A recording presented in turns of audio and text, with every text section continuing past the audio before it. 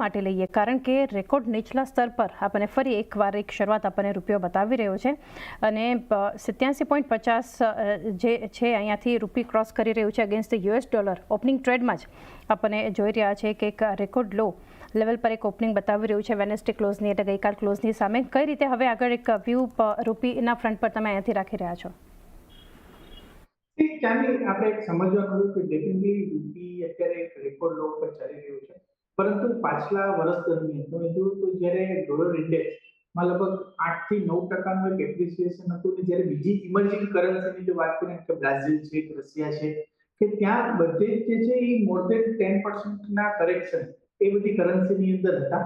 અને ત્યારે આપણા રૂપિયે જે છે એ મેસિવલી કમ્પેર ટુ પિયર્સ એક આઉટપરફોર્મ કર્યું હતું, ને આપણે 3% આસપાસ જે છે એક માઇનસ હતા. તો ક્યાંક ને ક્યાંક આ જે અંડર પરફોર્મન્સ કહીએ આપણે રૂપીનું જે સ્ટ્રોંગનેસ ને કમ્પેર ટુ અધર પેયર્સ એ ક્યાંક ને ક્યાંક એડજસ્ટ થવાનું છે. અને પર્ટિક્યુલરલી આપણે એનો સીધો ખ્યાલ લો કે આરબીઆઈ નું ઇન્ટરવેન્શન જે છે એ એગ્રેસિવ હતું.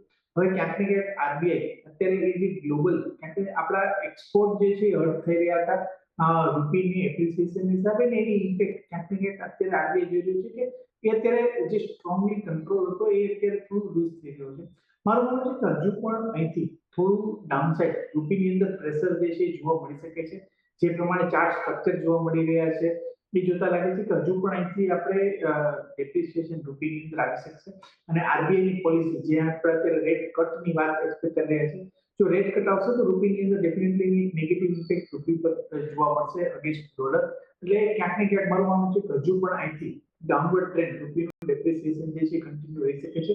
અને લેવલ વાઇઝ જોવા જઈએ તો ઉપરની તરફ 88-50 આસપાસ માનવાનું છે કે એક લેવલ છે કે જ્યાં એક રૂપીનું એક ડેપ્રિસિએશન રોકાઈ શકે છે. એટલે હજુ પણ વીકનેસ રૂપીની અંદર કન્ટિન્યુ રહે એવી પ્રોબેબિલિટી અત્યારે ટેકનો ફંડા બેઝિસ ઉપરથી મને અત્યારે લાગી રહી છે. ઓકે, હજુ પણ એક